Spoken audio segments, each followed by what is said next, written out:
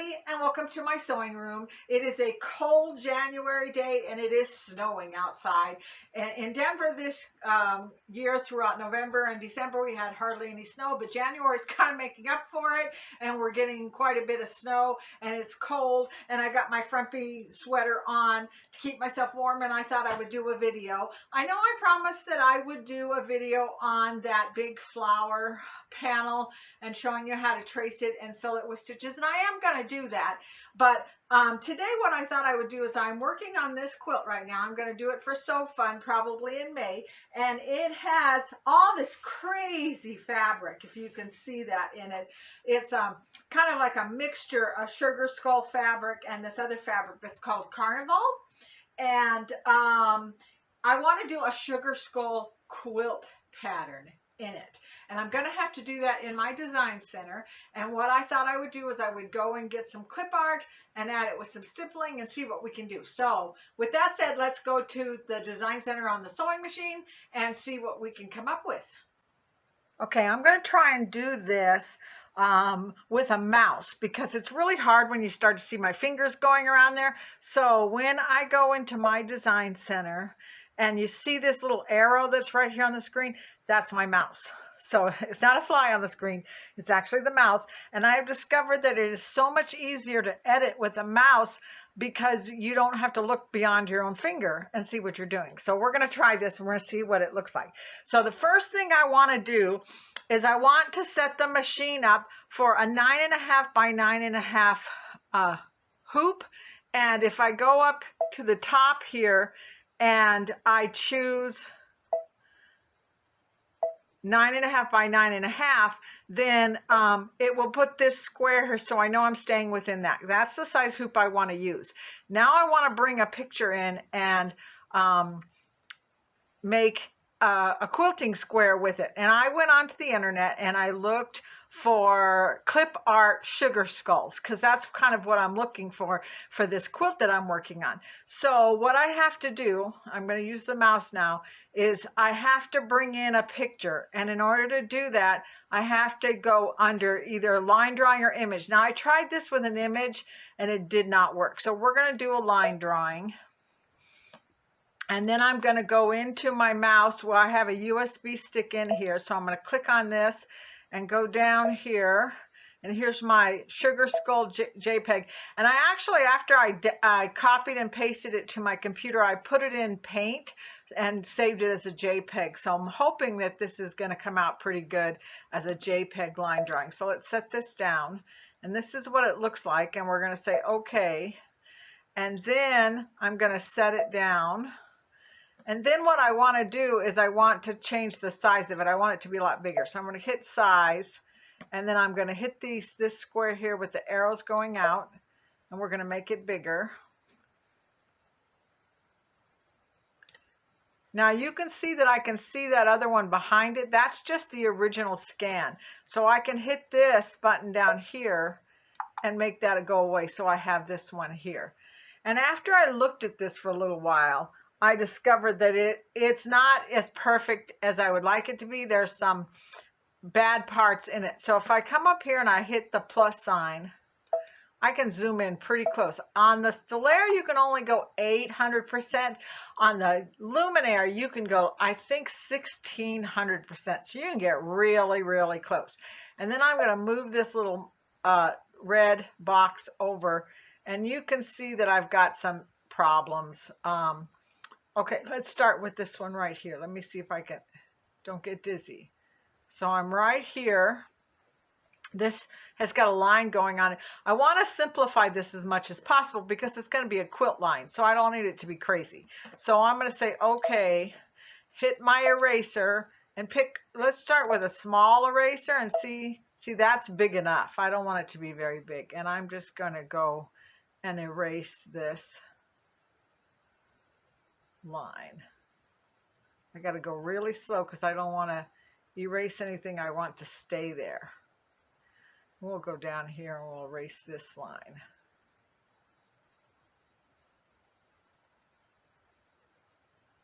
And I accidentally erased that. So I'm going to hit the pencil and I'm going to redraw that. Then I'm going to move this over and check some of the other parts that are probably not what I want them to be. Like for instance, let's go up here to this flower right here.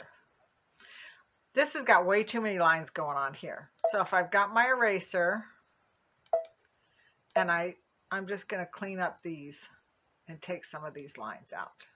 So you can see that this is not an easy process. Sometimes if you're using somebody else's drawing, you've got to take some time and clean it up a little bit to make it what you want it to be.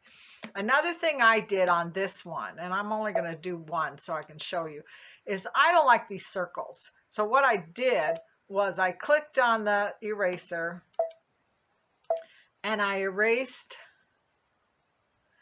the circles completely. And then let's go minus, so we're out. Then I chose from my shapes a circle. It comes in really big, but I can size that and it'll let me size it pretty small. I'm just holding the left mouse key down until it gets to the size I want it to be, and then I'm going to let go. And then I'm going to pick it up and I'm going to move it to this spot here. See, now I can erase a whole bunch of these circles and just add in like 3 of them. Because I don't want it to be too crazy, because this is going to be my quilting on my quilt and it doesn't need to get that crazy. I also hit plus. Move this over here.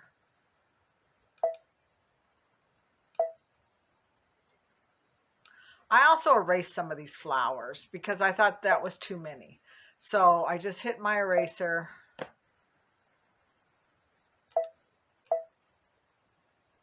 and erased them just like this. Let me hit my eraser again and get a little bigger.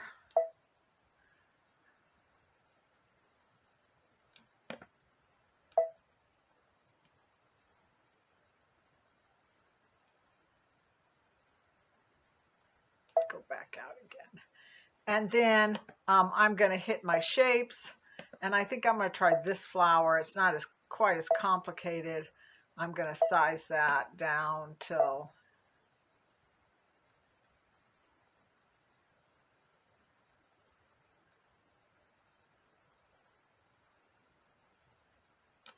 that's probably a pretty good size. And then I'll just put that right there. So you can see it again. I have to put some work into it. I got to put some time and make this exactly the way I want it to be. And oops, I didn't mean to do that. So what I'm going to do is I'm going to select this whole thing, use the square, select the whole thing like this. And then I'm going to delete it. We're just going to hit cut. Like that, make it go away. Because I want to go into my memory pocket sewing machine and show you the one I cleaned up. There it is right there. So I took out some of the circles. I changed the flowers a little bit. I cleaned it all up. Another thing that you want to do is you want to change this from a zigzag stitch to a running stitch. Let's just change the color so that you can see that I changed it. And then hit pour and then tap like this. I'm going to tap with my finger instead of the mouse. When it makes a beep sound, that means I changed it. When it makes that click click sound, that means that's already been changed. And maybe this isn't such a good idea because all these little pieces don't run together, which means the sewing machine is going to stop and tie a knot and then jump to another place. So I'll have a lot of trimming to do. But I really, really wanted to do this sugar skull. So we're still going to do it, and we're going to see how it sews out. Then what I want to do, hopefully you can see my skull pretty good. So the next thing I want to do is I want to put a 9.5 by 9.5 kind of barrier square, even though the dotted line I put up there shows me where to my space. It's not going to put a barrier up. So I have to go into my shapes and I have to choose a hoop Here's the 9.5 by 9.5 hoop. Say okay. And it will put that hoop on the screen for me so that my stippling won't go anywhere I don't want it to go. So the next thing I want to do is I want to add my stippling. So I'm going to hit this. I'm going to choose the same lime green color. Hopefully that's the same color. I'm going to choose stippling. Say okay. Then I'm going to hit pour and I'm going to click right here. And see how it went everywhere but over my sugar skull? Now I'm going to hit next. And up here is the stippling. And if I hit these arrows, that's the skull. And I could change every single one of these little parts if I really wanted to. But I want to go back to the stippling. And then I want to change that because that's way too intense. I don't want it. So I'm going to make that 500.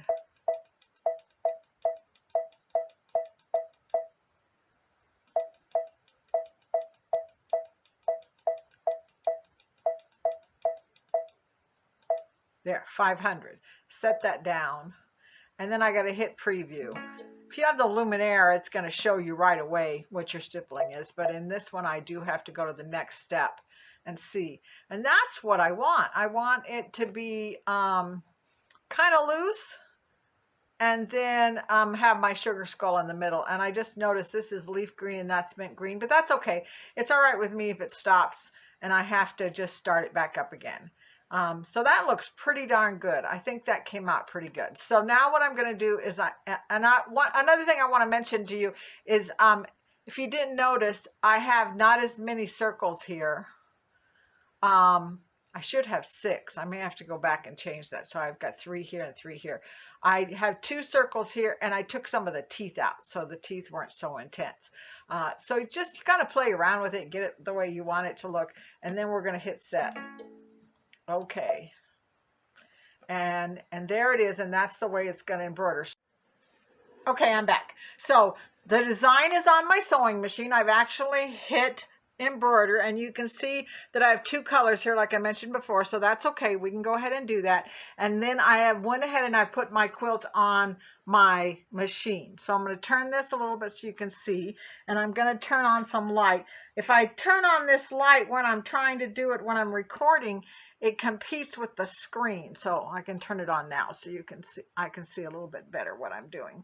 So this is not a Brother hoop. This is a hoop that I bought from Designs and Machine Embroidery, and I did that because Brother does not make a magnetic hoop that's big that goes on the Stellaire. They make one for the Luminaire. It's fabulous, but they haven't made one yet for my machine, except for a 5x7, which isn't big enough. So all that said, this is a great hoop. I'm hoping this is going to work great. It holds on to my quilt really well. I have to tell you, I have tried and tried and tried to do it in the regular hoops.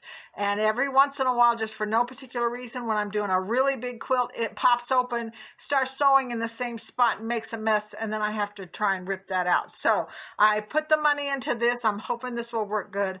I put black in the bobbin and I have black on the top. It's really hard with as crazy as this quilt is to try and decide what color to quilt it in, but I think black is what I want to go for. So let's see what happens. I'm going to put the foot down and we're going to push go. And you have to kind of stay at least within grabbing distance to see that this stays and doesn't pull or whatever, because it's a big quilt. I got enough room to let it lay over the top of different tables and stuff so that it doesn't drag on my hoop. The machine says that this should take 9 minutes to sew out. So I'm not going to make you sit here and watch this whole thing sew out, but I thought I'd get it started and then I'll come back in just a sec. Okay, so I'm finished with that, and it's very hard to see the sugar skull in this square, but it is there. And if you look really good, you can see the eyes and the mouth and everything. And that was the whole point. I didn't want something that was going to be blaringly sugar skull, but I wanted when people looked at it, they go, "Oh, look, there's a sugar skull in there."